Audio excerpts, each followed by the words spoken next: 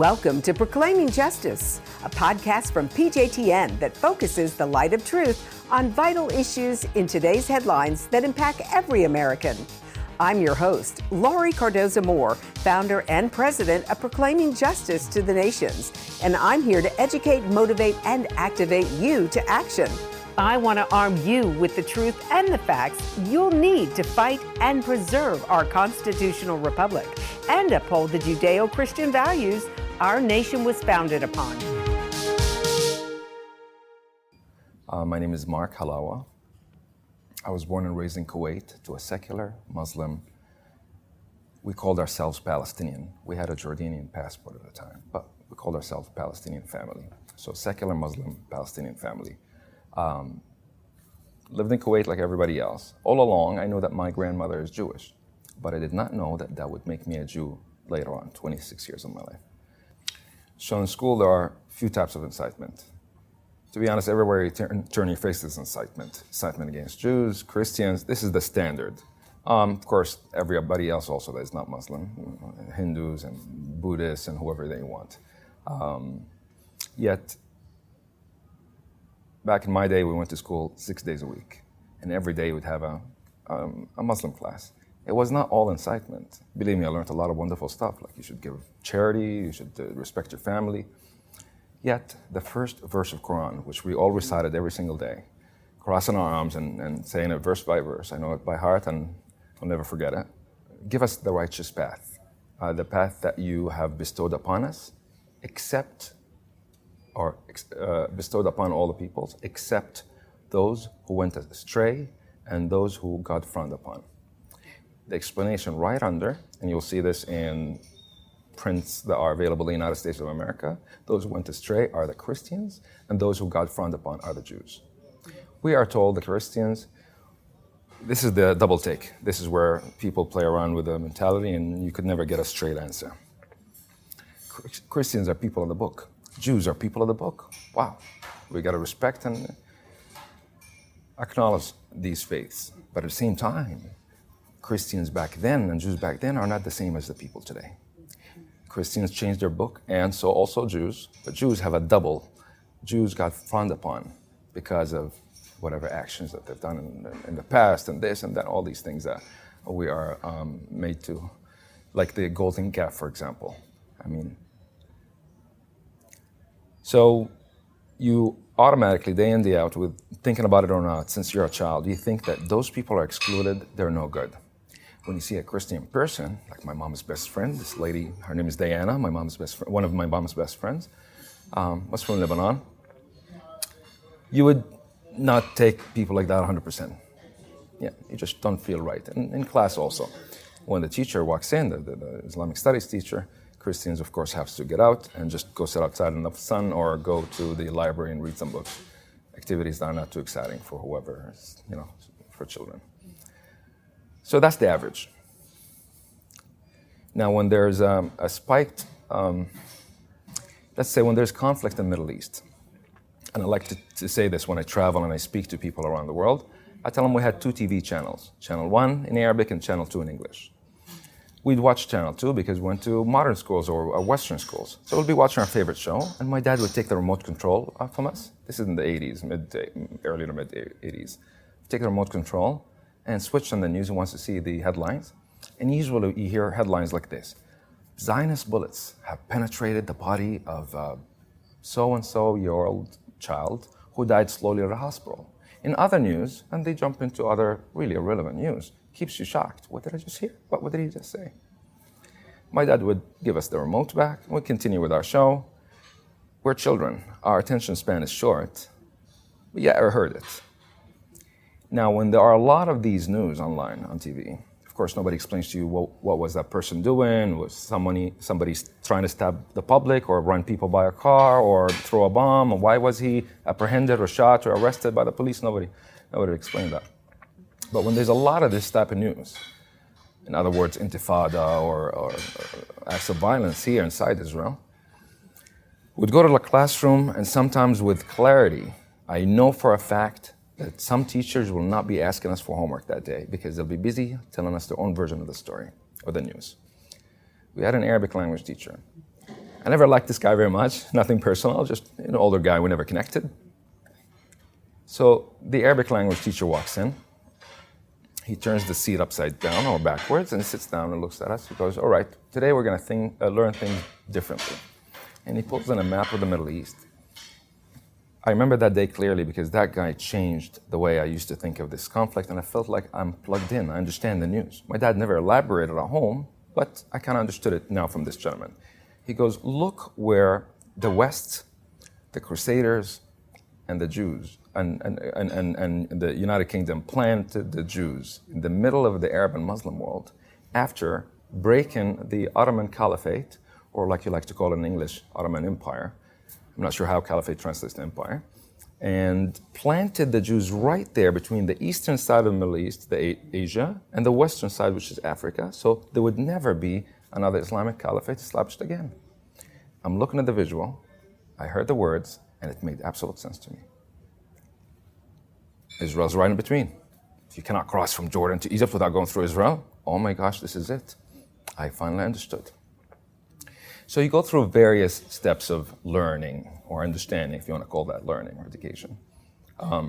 Some are from a teacher that likes to elaborate, maybe a religious teacher, and some like this Arabic language, Syrian gentleman. I had an Egyptian teacher also that would walk in and say, if one bomb could kill 5 Jews, how many bombs you'd need to kill 35 Jews? It's one of my favorite teachers. I was always good at math. My policy was to put my hand up and think of the answer right away. And sometimes you put your hand up and you just want to answer. You don't want to be that student. But I heard the question that justifies the idea of killing someone because they're different. Because in a text somewhere that is disputed, by the way, I learned today between Shiites and Sunnis. That's not today's topic. It says those people are no good. They don't exist. And that education means that those people are not just regular infidels, like they're really infidels, as in like their property is yours, the women are yours, their houses are yours. Yeah, from a young age. There's no way you could dispute this. And it's not like we had internet or YouTube or Facebook or communication of social media like today. Everywhere you turn your face, from the 2 TV channels or the teachers that you have at school that you supposedly trust, and from your parents. Luckily my parents were not inciting so much at home. And that's how we grew up. At some point, first of all, just to go back at what I mentioned at the beginning, my father is an avid supporter of the Palestinian cause, if we could call it a cause. My dad was born in 1945 in a place called Beit She'an in northern Israel. So when the British Mandate of Palestine existed. My dad was one of the first supporters of the PLO in Kuwait. Yasser Arafat, as you might know, lived in Kuwait and was also an engineer like my father.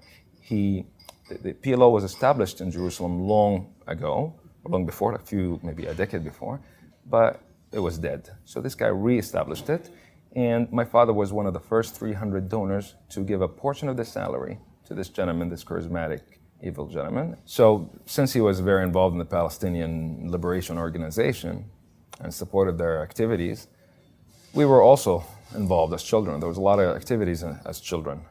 There was afternoon clubs and there was summer clubs. I was a part of Boy Scouts.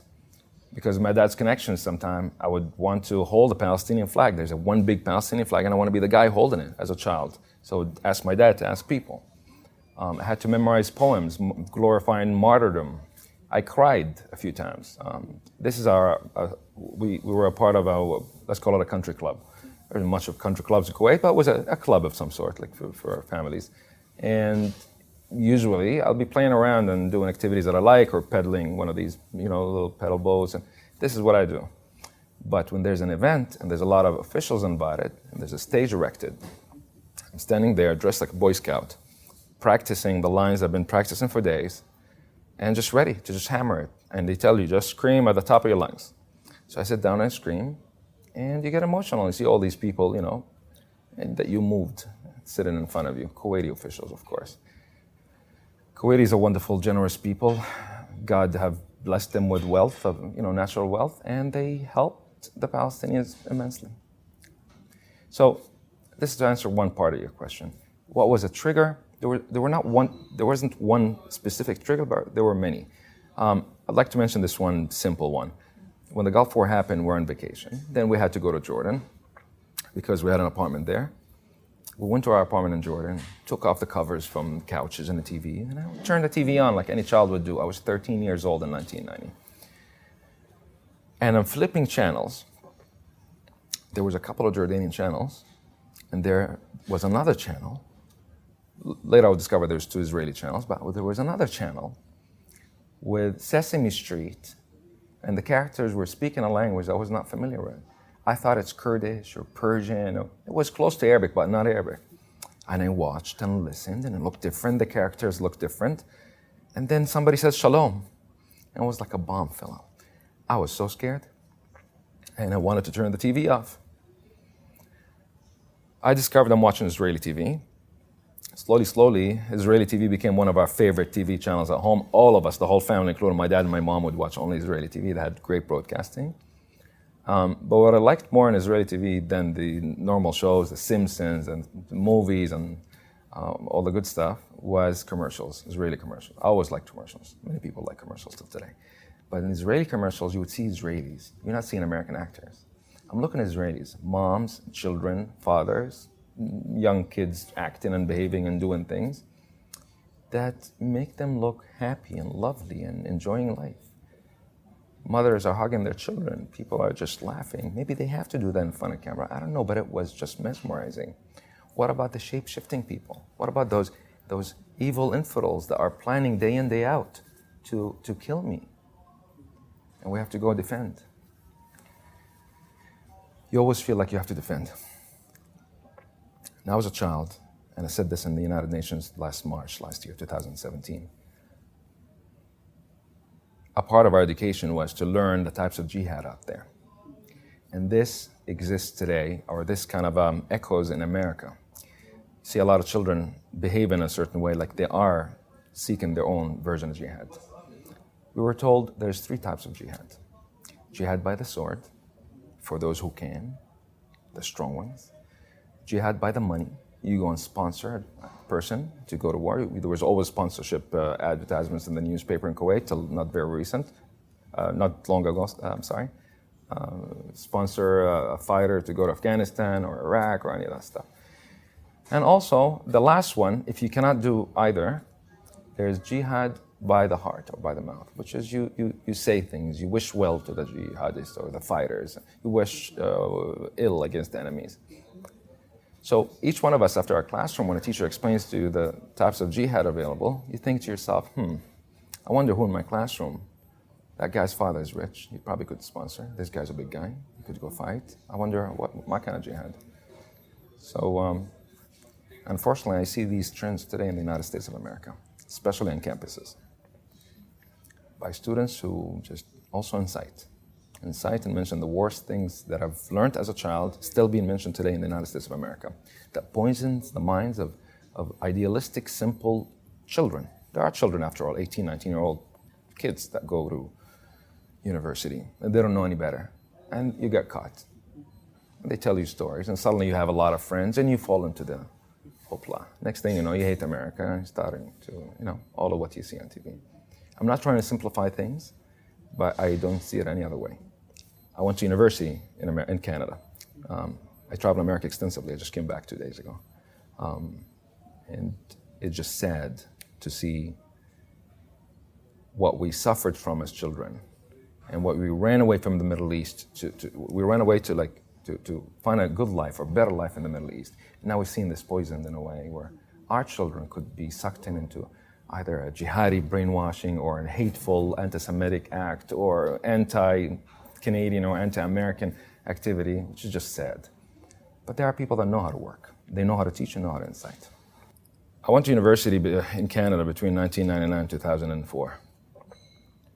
At my time, I was busy with activities as the usual student activities, studying this, that, frat house, fraternity.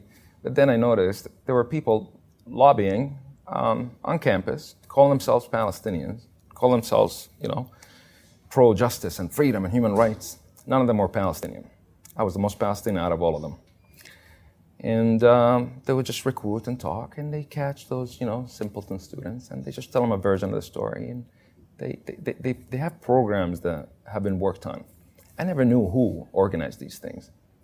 But then from an experience going to a university or another university, I studied in a couple of schools, one in Toronto and one in London, Ontario, Canada. And from traveling to different places in Canada, and later on from, social media, I hear a common word, MSA, Muslim Student Association. Then I hear that Muslim Student Association is working in coordination with an organization called CAIR in America. Learn about CAIR and look at the people on top of CAIR. The top guy is a Palestinian from Gaza, who have many times, his vice president actually, after the San Bernardino attacks, he wished ill upon people that died or wished mercy on the soul of the person who killed, something of that sort. Please don't quote me 100%. But he made a very bad comment. And he also praised the death of certain, I think, foreign army in Syria, just because they were attacking Muslims. I would like to call these people, first of all, these are Muslim Brotherhood groups. They're well organized, known to be well organized. These are very educated people. They're not people from the street.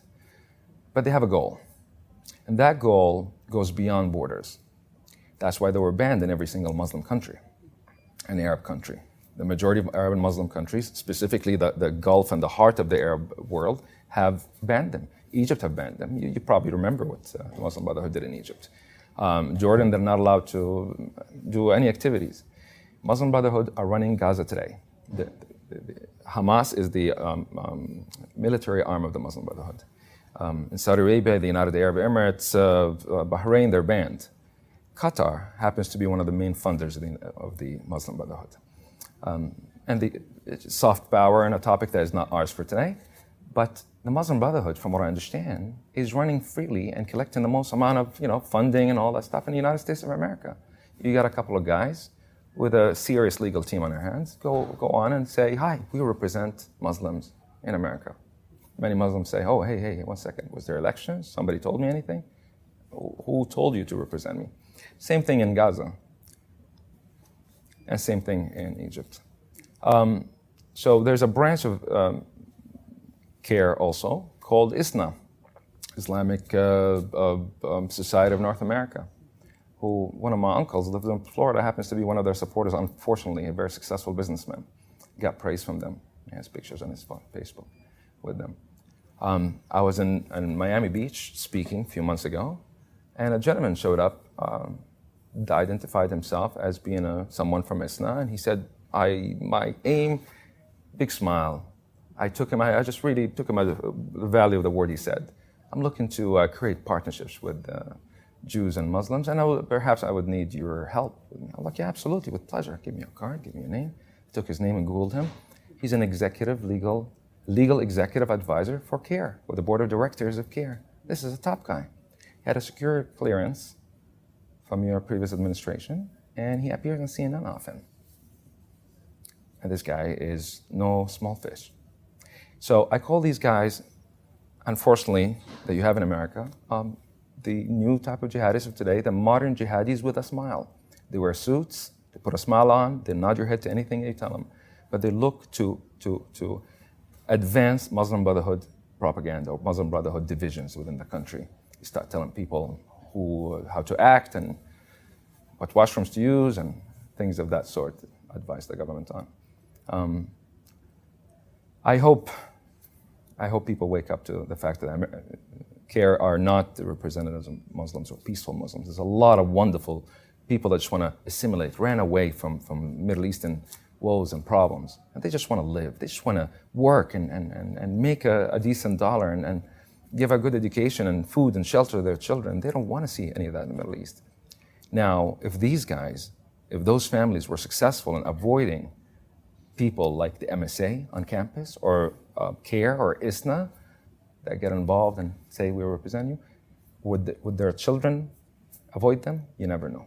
The second generation is always looking to connect and have some sort of an identity or religious identity. Next thing you know, they go to a student club and campus or in school, and they're hooked. And you have making up stories on campus about topics they don't know anything about.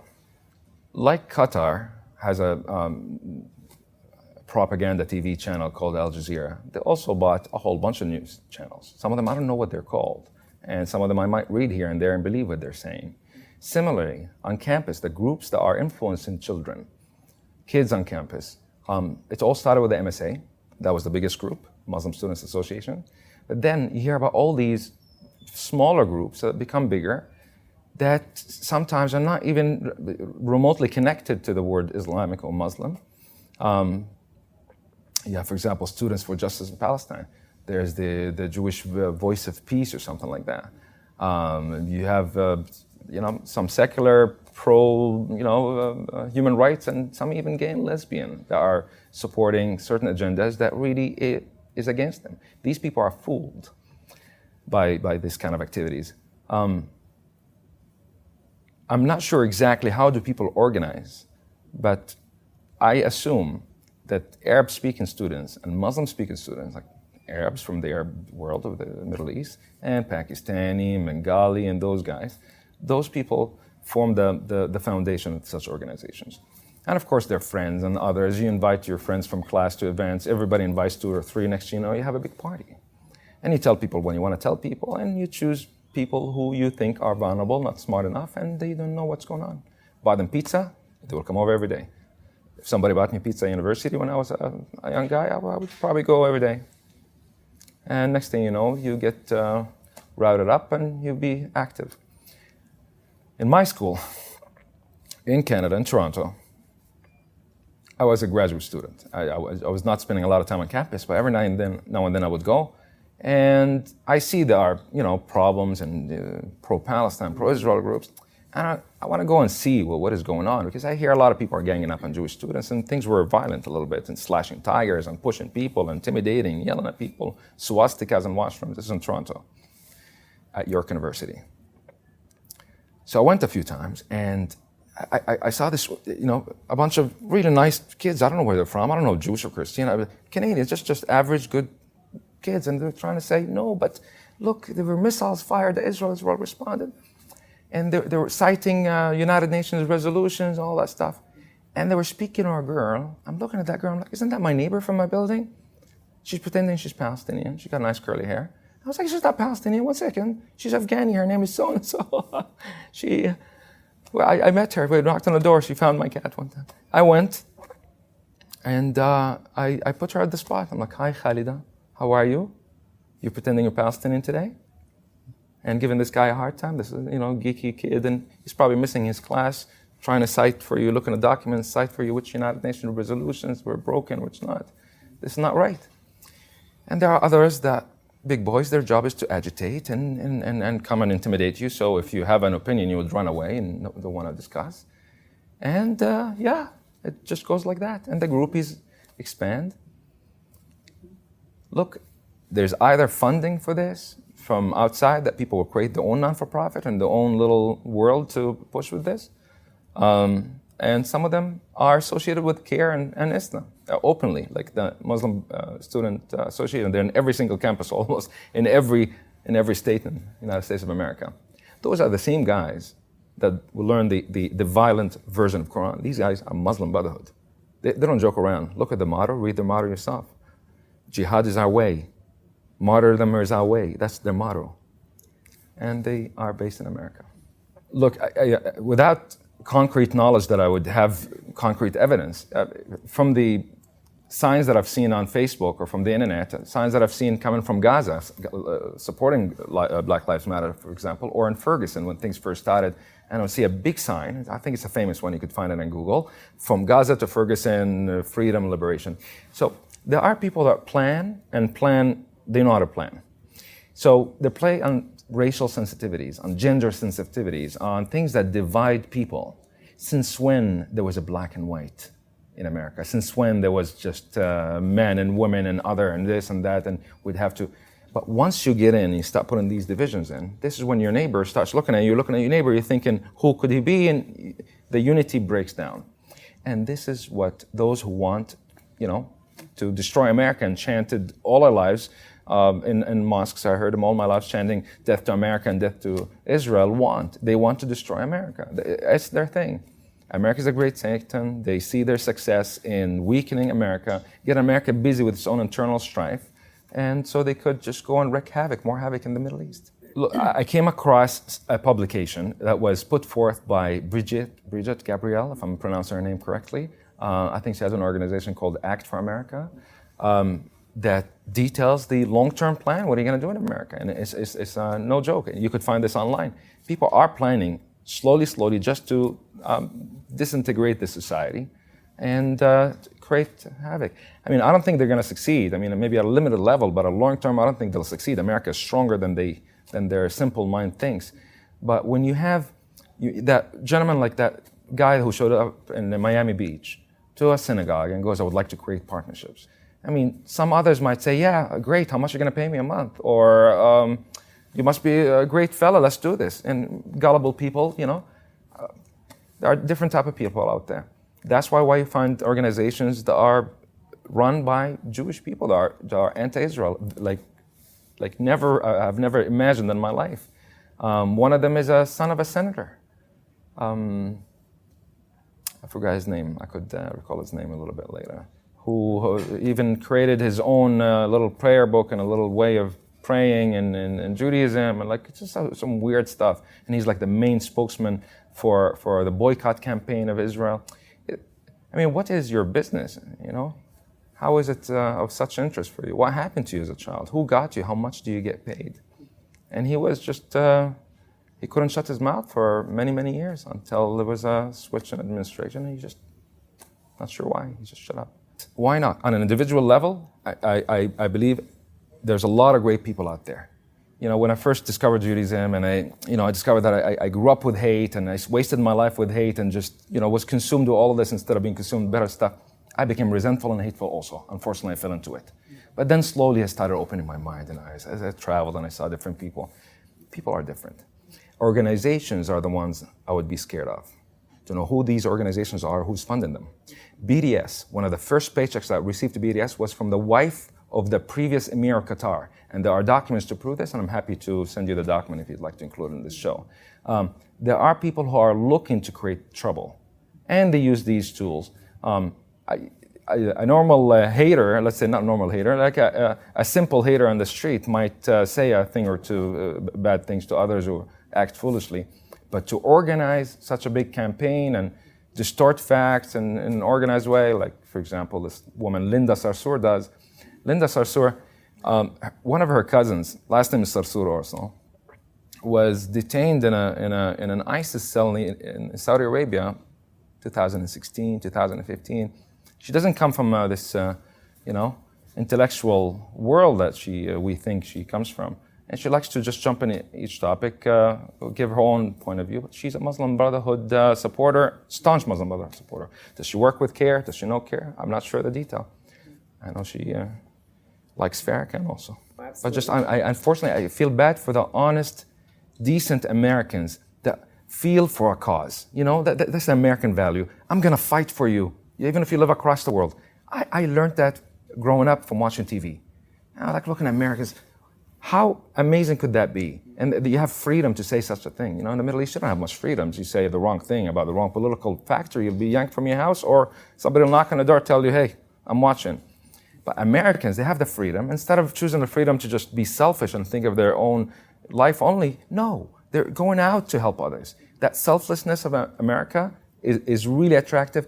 And I give you my word, I cannot quantify who in the Middle East are so very pro-America, but the vast majority of youth, young people in the Middle East today, first of all, they're sick and tired of everything that they saw. You and I also saw in the past 5, 6, 7 years with all the terrorism and attacks and ISIS and all that stuff.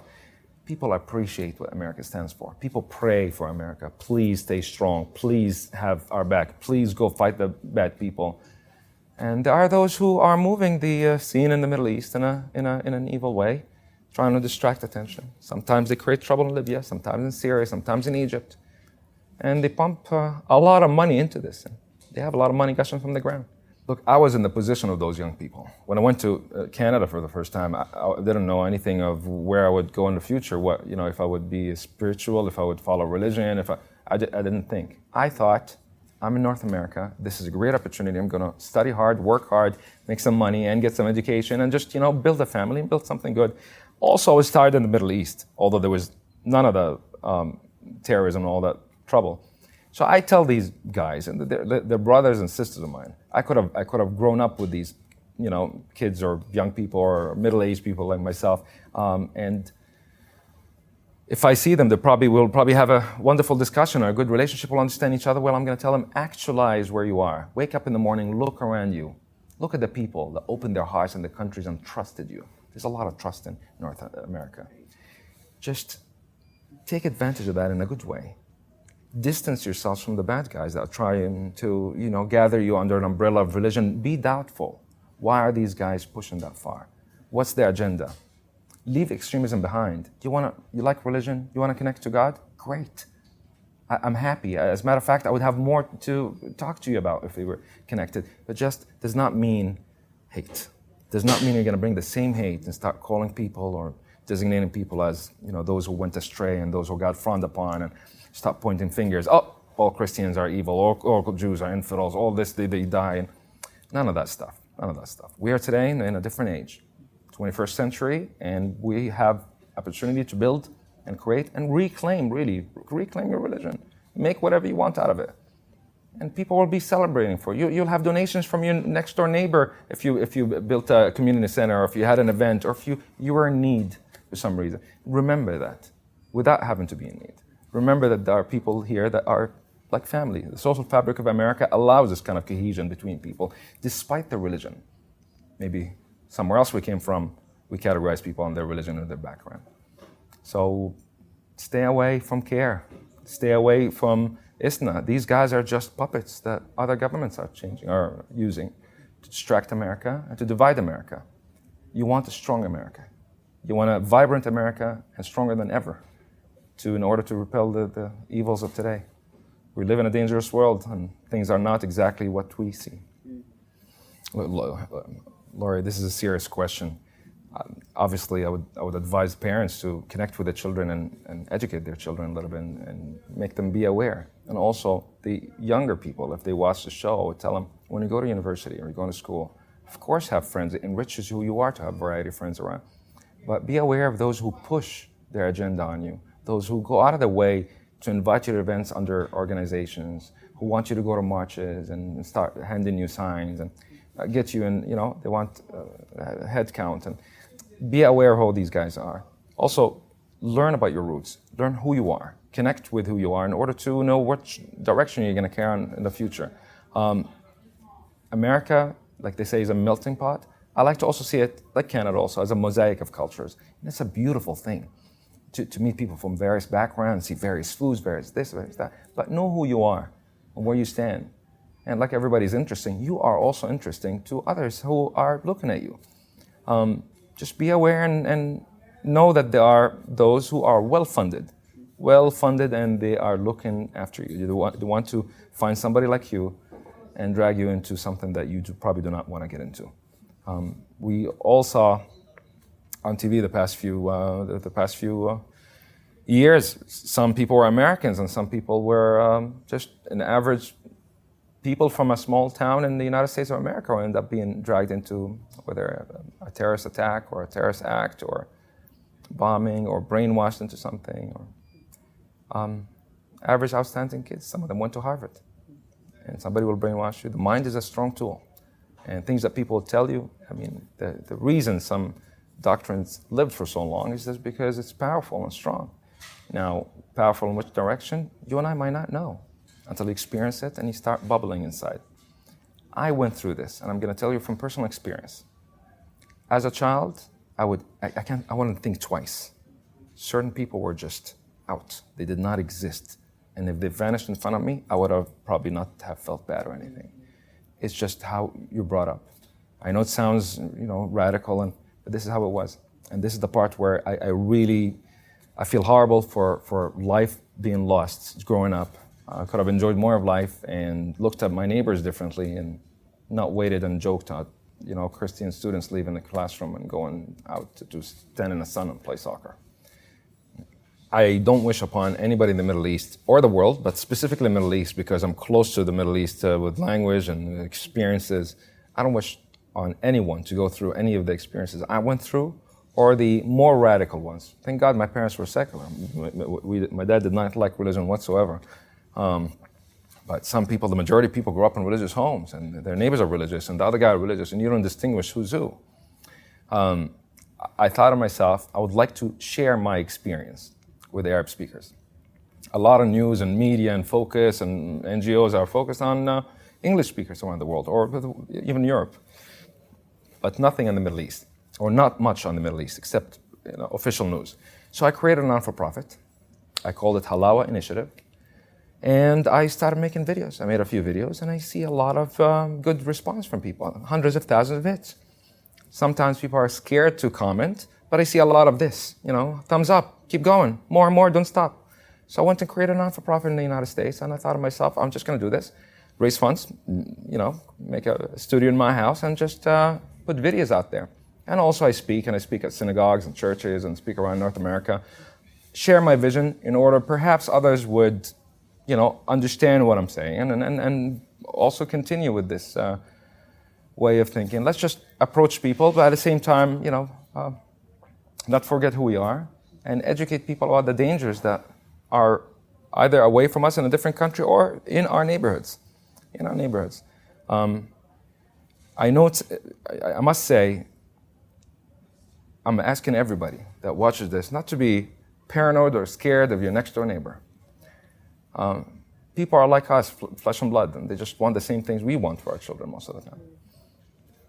Yet organizations that are known, proven, and banned by Arab countries, such as the Muslim Brotherhood, in any shape or form or name, must be banned. And you have to lobby. You have to go out and make your part. In Hebrew, we call it hishtadlut. Hishtadlut is make an action. You ask God, and God, controls the world. But at the same time, you have to make action. Like the story of Yaakov, of Jacob. Jacob was a shepherd. He was not an army man. But when he was seeing his brother Esau, he went and created a semi-army. And he protected his wives and children, and he put them in the back in a way. So he did pray to God that things will go well, and he will not have to go to war. And he had to make peace with his brother, which he ended up making. But he prepared, and he went out of his way to make a difference. Hishtadlut, once you ask sincerely, it stands on two legs and it goes far. Go far, educate, speak to your senator. Tell him, hi, why is this organization praying after our children? Until when? How many more attacks are we going to have until we act or say something? So, God bless America, and I hope to hear only good news. If I could do something in America, I would go speak in every town hall in the United States of America, and I would just share with them stories. I'm not going to philosophize. I'm going to share them stories of what is happening, facts that have happened before. How the wife of the Emir of Qatar have sponsored the first paycheck to the BDS group. How the MSA is connected to. How the platform that the book, the Muslim Brotherhood, came up with about the long-term strategy of America. CAIR, their connection with Hamas. Just people have to be educated about this. Thank you again for joining me on this edition of Proclaiming Justice. Please share this podcast with your family and friends. For more information about how you can get involved, please visit our website at pjtn.org. As a PJTN Watchman, you can help us keep up the fight to preserve our freedom for our children and their children for such a time as this.